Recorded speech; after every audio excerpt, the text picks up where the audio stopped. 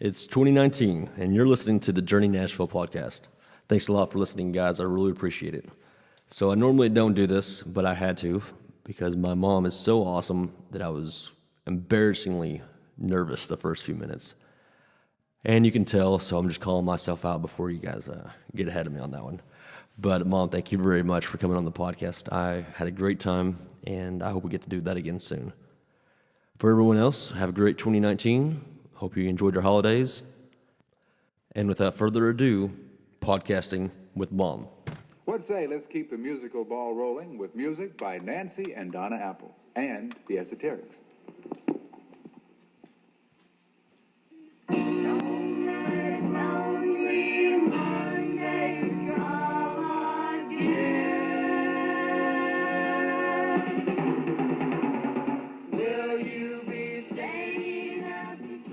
Welcome to the Journey Nashville podcast. It's Christmas 2019. I'm sitting here with my mom. It's 18. Yeah. Oh my gosh, I keep saying 18. Oh my gosh. You said 2008. I'm getting ready for the new year. I thought, well, he's going to wait an entire year to record this, to play this to everybody. Maybe that's okay. Maybe that's okay, yeah. So I definitely wanted to get that out of my system. Okay, so Glad you did. You feel better? I feel better. I feel I better. do too. Happy New Year and Merry Christmas, apparently. Yeah. So it's 2018, still here in Nashville, Tennessee. Where were you partying last night? I don't know. It was obviously a good there. time. It was, I can't tell Next you that, time, Mom. invite me. Yeah, right. I think we'd both be in trouble by Dad. Uh-huh. Yeah, so the first thing I want to say is thank you very much for coming on the podcast. This is a real treat for me, and I know all the friends and family that I mentioned bringing you on the podcast. I'm very excited to have you on. So thank you. Thank you very much. Well, let's start from the beginning. So, what brought you originally to Nashville, Tennessee, back in the day? Back in the day, my parents. Your parents, okay. Well, let's talk about them a little bit. Okay. So, Granddaddy, Solon Apple, he was in the military, correct? That's correct. Okay. And he actually flew the B-27s? No, he was a tail gunner. Tail gunner, okay. For some reason, I thought he had his pilot's license. Well, he wanted to be a pilot. Okay. But they had too many, they said. But he knew how to shoot, and I mean, had a really good eye for shooting right on target. So they said, oh, we know just the place for you, the tail gunner. Okay. And then he said, great. And then a few days later, we found out that the life expectancy is about, 7 seconds once you're in battle. But he got through it. I guess he was quicker than they were. Well, there you go. That's good. Mm-hmm. And grandmother, Dot? Yes, she's from Lebanon, Tennessee. And her brother and father were both very musically inclined. She was too, but they didn't include her in the band. Why not? Because it was all men. It's all men. Okay. All right. Different times. Different times. Okay. Well, what are some of the things you remember specifically growing up in Nashville, I guess back then, that you really enjoyed, like when you were a teenager?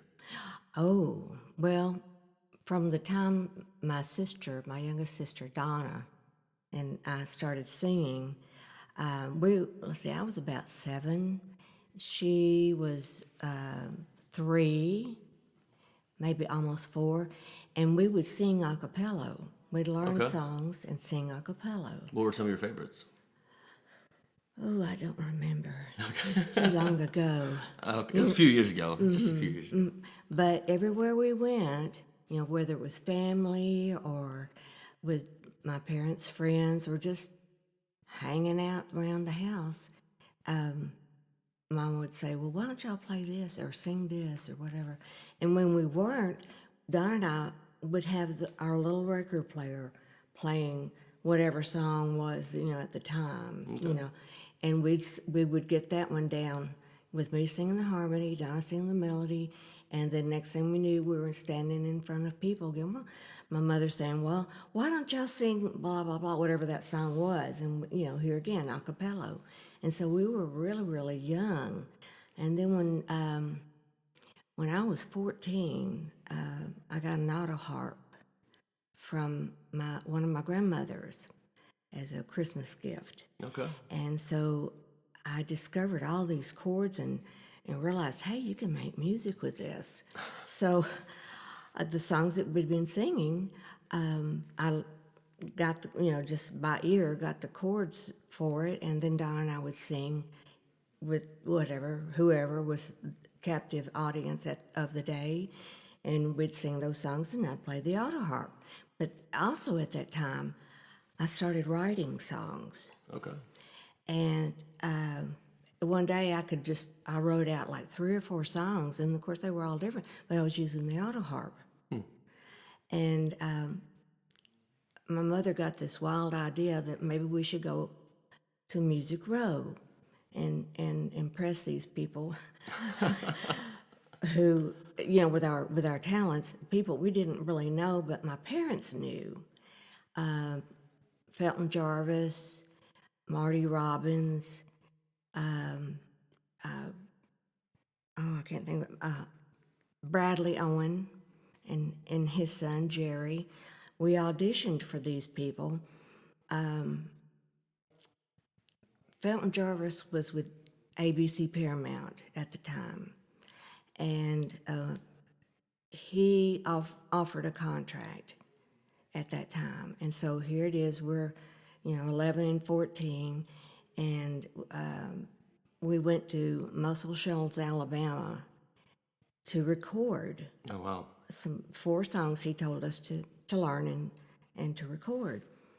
And we did, and we came back, and I think it was about maybe 6 months later, we heard that Felton had gone from ABC Paramount to RCA Records to be an exclusive producer for some guy named Elvis. Elvis, I've heard of him. Yeah, okay. and so we were kind of left out to dry, right there for several years, but we kept singing, kept having a good time, Right. what we were doing. And we, my senior year at Franklin High School, Donna and I entered a talent contest. Okay.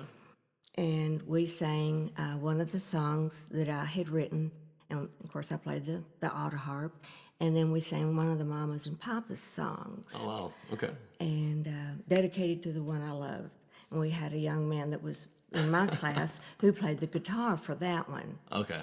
So it was really awesome. Yeah. Well, one of the people out in the audience was Archie Campbell. Right. Okay. And most people may remember him from Hee Haw. Okay. He and his wife were in the audience because their son was also in this play, in a play that we did right after the talent show. Yeah. Okay. So it's like, the talent show then this play. And he had seen us at the talent show, and then he saw me and, the cast and crew of Little Abner, and he decided that he wanted Donna and me to be one of the opening groups for his show up in Gatlinburg, Archie Campbell and the Stars of the Grand Ole Opry. Okay. And That's amazing. This was the summer that I was 18 and Donna was 15. Well, yeah, and mind you, I mean, Granddad was a football coach, and so he had 4 girls, and then all this going on. That's a lot going on in the family. Yeah, but he had his own cheering team, He had his own cheerleading squad, yeah. Oh, yeah. And we did that on a regular basis. Oh, I'm sure. All Yeah. 4 of us. That's awesome. Yeah. So how'd that go out there in Gatlinburg? That was so much fun. We stayed in the cabin with Archie and his family, and every night except Sunday, we performed at the theater at his Oh, wow. Archie Campbell and Grand Ole, Stars of the Opry, and every weekend he'd have one of the stars the opera, of the Grand Ole Opry, like Chet Atkins and, oh gosh, who else was it? A bunch of people. Not Dolly Parton, but the guy she was with, what is his name? I can see his face. Anyway, if any of you out there are as old as I am, you know who I'm talking about. Look it up. Look it up there. Kids my age, just Google it. Just Google it. Yes, not Dolly Parton, but the guy that helped her career. Okay. And so that was all the summer long that we did this, and just had a blast. Of course, you know, Donna and I were really too young to really fully appreciate the situation. Right. Yeah. You know, we'd do the show and then go home. Yeah. And just having a good old time. Yeah. Okay. Well, I also remember you telling me when I was younger how you went on the USO tours, and that really interested me. Like, that you guys took time out of your schedule to go and see the troops and things like that. We did. At the time, I was working at Channel 5 here in Nashville. Didn't you have your own TV interview show? I'll tell you about that in a minute. Okay, That's so later. okay. Oh, my bad. Okay. You're the professional interviewer here, so okay, keep going. Anyway, I was right after the fall came, and I got a job thanks to Bob Clift, who was a salesman there, and who I babysat for. Okay. He thought I would make a really good receptionist. And they were in the process of moving from the L&C Tower to their brand new location, and it looked like a spaceship on James Robertson Parkway. And if you live here in Nashville, you probably have driven by there and gone, "Oh my gosh, there's a spaceship." Well, anyway, but it was brand new there. And in the meantime, in the interim, I was at the old, the L&C Tower as a receptionist for the TV station. And, of course, met everybody that came in through the front door. There was a man who had a gospel group, and he asked if, somehow or another, if I was one of the Apple sisters. And I don't know how he found that out. I really don't to this day how he even found that out. But I said, well, yes. And he asked me if I would be interested, my sister and I would be interested in going on a USO tour to Korea. Okay, wow. Okay, now Bob Hope was taking care of all the other places, but they didn't have any entertainment as such to Korea. Okay. So Ronnie Page, there we go, that's his name. Okay. You'd really have to be old to remember him. But anyway, sweet guy, and he had a group, they did the gospel singing, and so Donna and I, though, did the, Mamas and Papas, and not so much country, but a little bit of, but, like Mamas and Papas with a country wang to it. Right. I won't demonstrate. Okay. Oh, anyway. I'm sure it'd be lovely if you did. So we were there for like 3 weeks. 3 weeks. Wow. In December, and it was like the 2 weeks before Christmas and the week after Christmas. And we went from snow to on the beach to up in the DMZ, and we got our own bodyguard. When we were at the DMZ, they had several bodyguards with us on our bus. And one really fun fact about it was that our bus driver didn't speak English. No That's English. really fun. Yeah. Yes. It's in a foreign country, hanging out with. And you think somebody, we're USO tour, take us to, one of the bases and we managed to do that, but it wasn't. But I didn't help at all. Okay. I was just. You're just along for the ride. I was just along for the ride. And but another interesting thing about that is we flew from Nashville to Chicago with a connection to Alaska. Okay. And as we were going to land in Alaska, the engine stopped on the plane. Totally. What? You never told me this.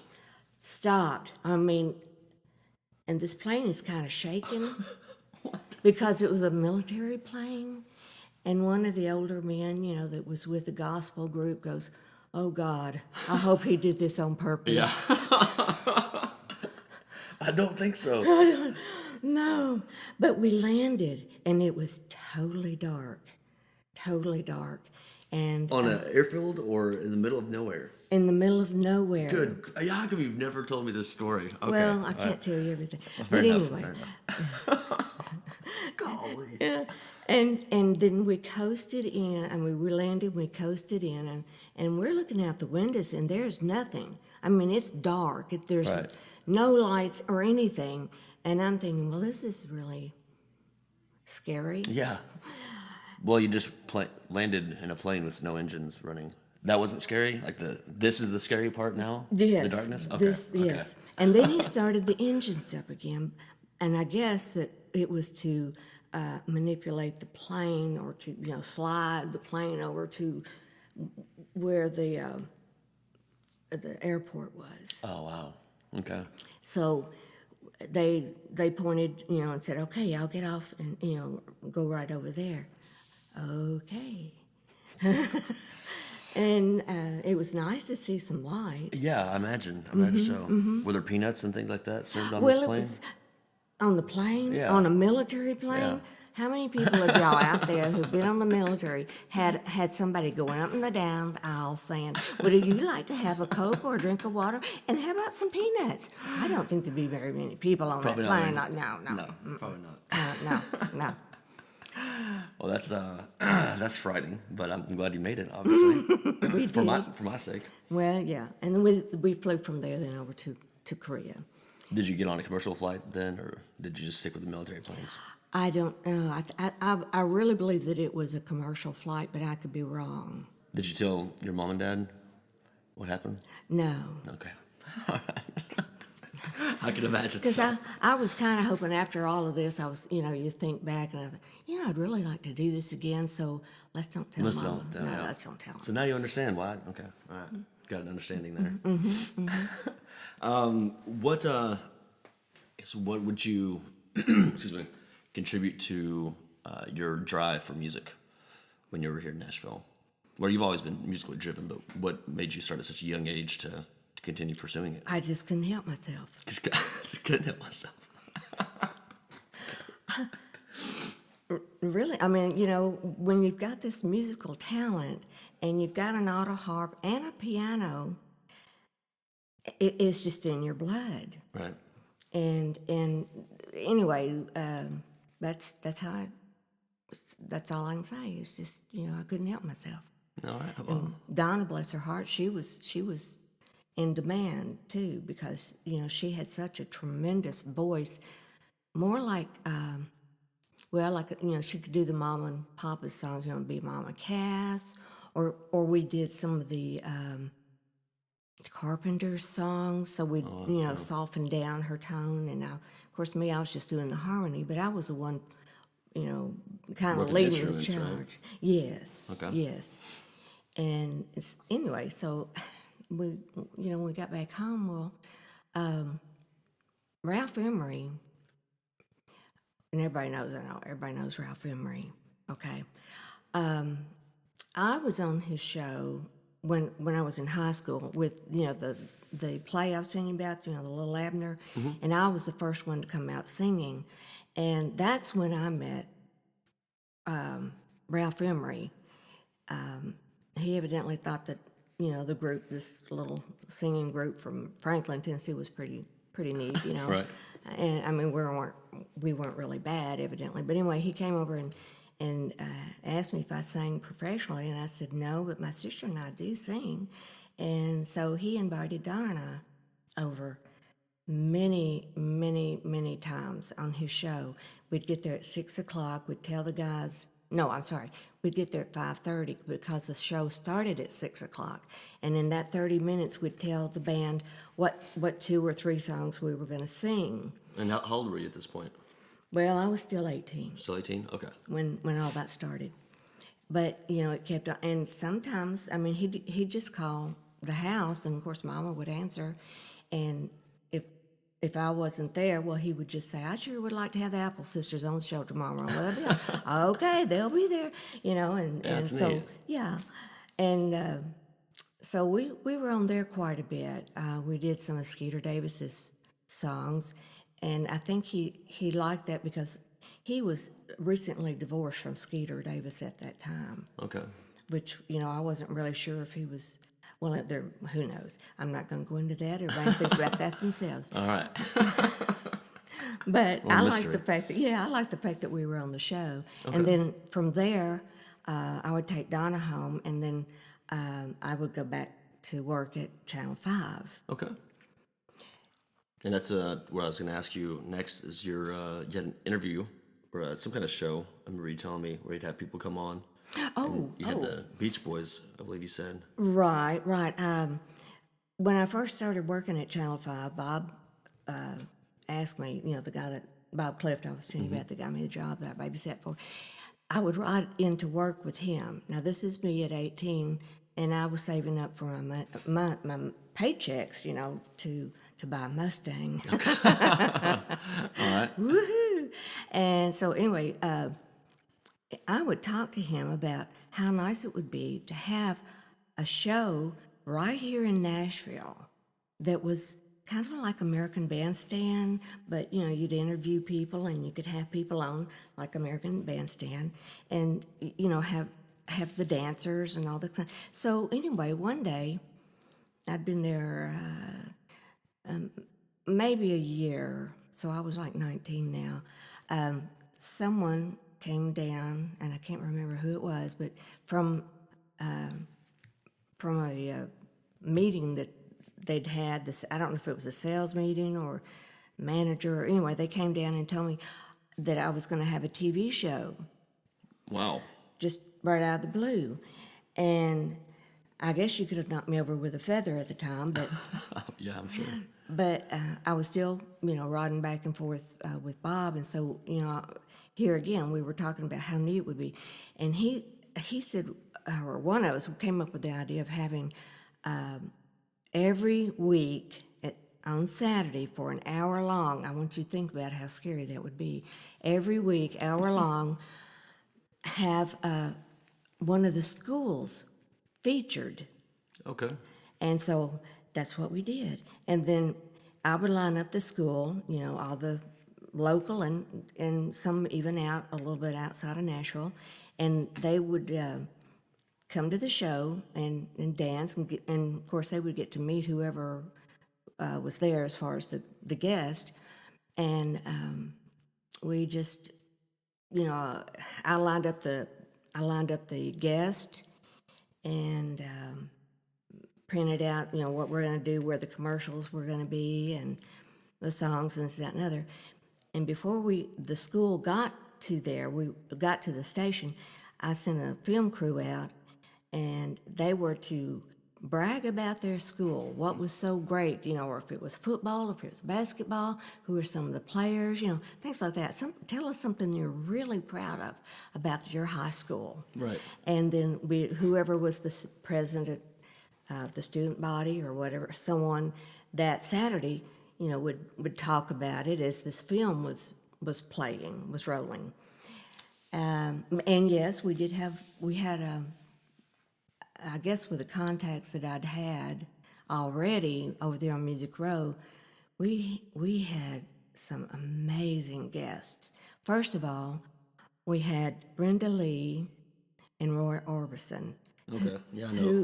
I know who Roy Orbison is. Okay, who prior to that time had never, ever, ever been on a Nashville TV show. Wow. Never. That's amazing. But I knew Brenda. She was a few years older than me, but I knew her, and my contacts got Roy Orbison, and we did a music video with Roy Orbison and with the Beach Boys. And of course, I would interview them too, with Glenn Campbell. Yeah, I remember being in Branson, and we went to a Glenn Campbell show. I must have been 13 or 14. And then after the show, you were talking with Glenn Campbell, and I was very confused. Yes. How does she know this guy? He was on the stage, and everyone's clapping. How does Mom know this guy? You're right. Yeah, that's awesome. And Bobby Vinton. Yeah, I remember Bobby? Bobby? Yeah, I remember Bobby Vinton too. Yeah. And I did a backup singing a little bit on one of his albums. Oh, okay. So, when he came down into the audience and Right. had people singing with him, well, he recognized me, And I said, real quickly, I said, I'll do harmony. He nodded, and then I started singing harmony with him on this song. And I don't remember what song it was, but somebody sitting behind us goes, that sounds good. That sounds good. Yeah. Yeah, I remember that. I was very confused. I was like, what in the world is going on? Right. now? I had a lot of fun. I can't even remember all of the celebs that we had. As far as in the music business, we had some other people like Pat Boone and Yvette Mimieux. And for those who are as old as I am or older, she was a very famous actress. Beautiful. Look it up. Yvette Mimieux. Andy Williams.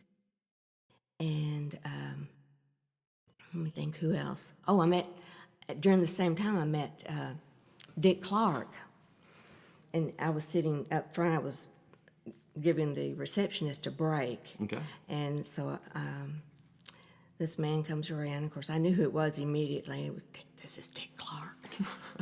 I'm thinking to myself, he doesn't look up from whatever notes it is that he's writing. He just says, would you call me a cab? And I did. You're a cab. You're a cab. And then he looked up. Yeah. You're a cab. No, you're a cab. Yeah, you're a cab. What? But we just kind of laughed about it, and he went on, and I think you thumbed a rod where it needed to go. Yeah, that's good. Glad he got there. Yeah. Glad he got there, all right. Yeah. I met a lot of interesting people while I worked at Channel 5. Ray Stevens. Yeah, everybody knows him. And Ray Charles. Right, yeah. Well, how'd you, I guess one of the stories I wanted to bring up is the fact that you met my dad through Uncle Russell. Yes. Red. That's a really neat story. Red Steagall. I was going to a party. They have parties there on Music Row, and I was at one of these parties, and Red came up to me and asked me if I was dating anyone seriously. Well, I hated to say anything because I didn't know what the next question was going to be.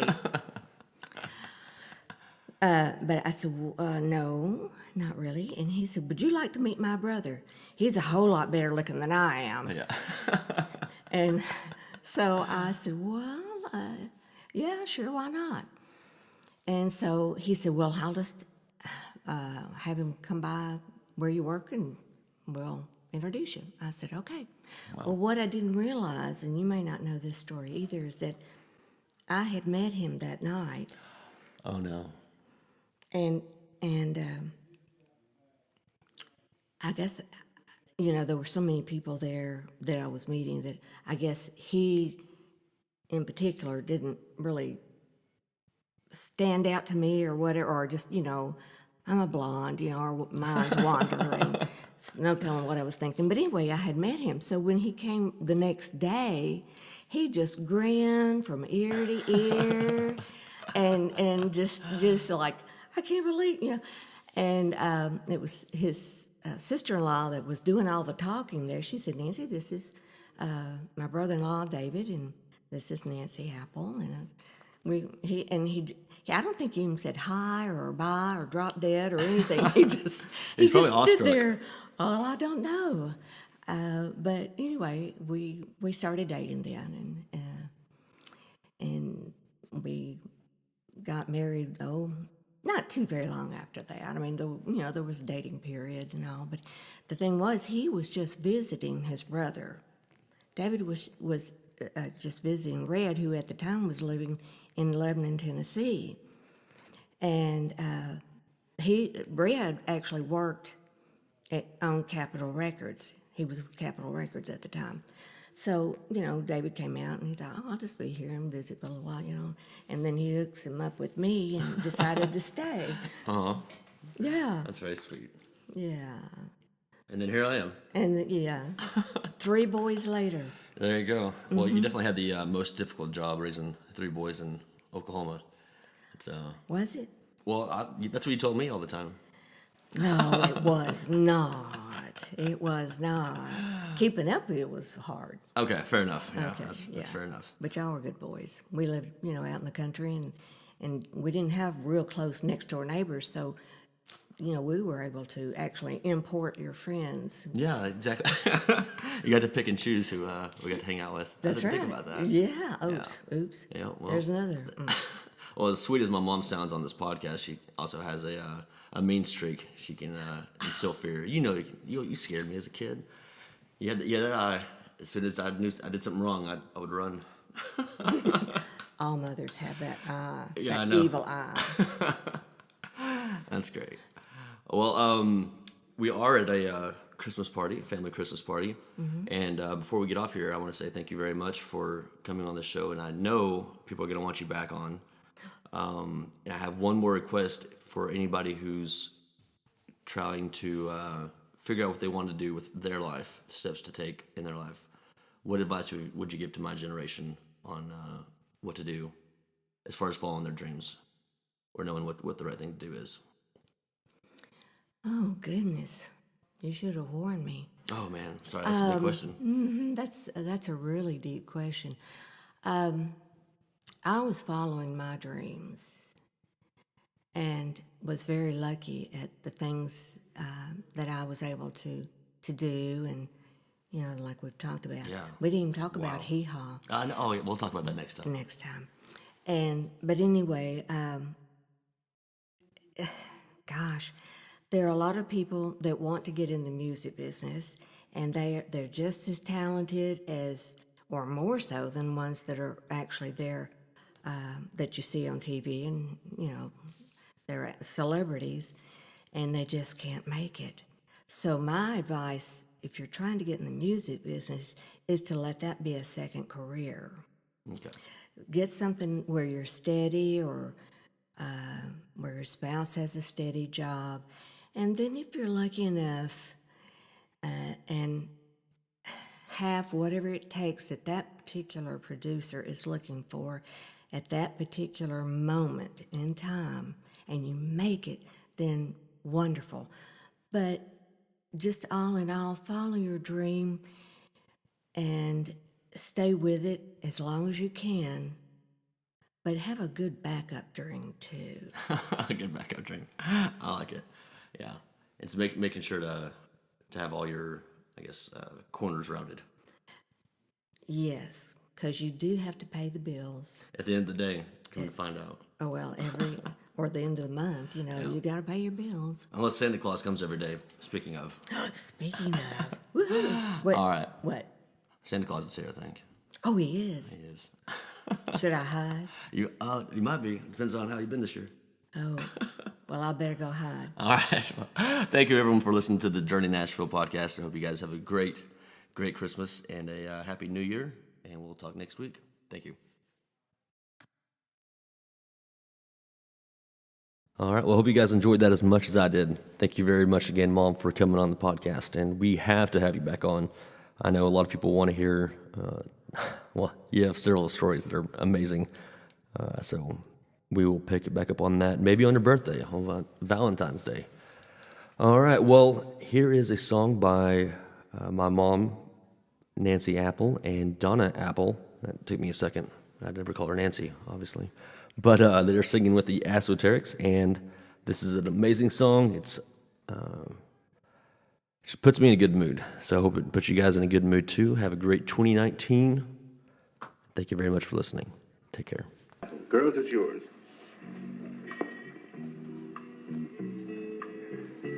Who knows how long I've loved you? You know I love you still. Will I wait a lonely lifetime? If you want me to, I will. For if I ever saw you, I didn't catch your name, but it never really mattered. I will always feel the same. Love you forever and forever. love you with all my heart. Love you whenever we're together. Love you when we're apart. And when at last I find you, your song will fill the air. Sing it loud so I can hear you. Make it easy to be near you.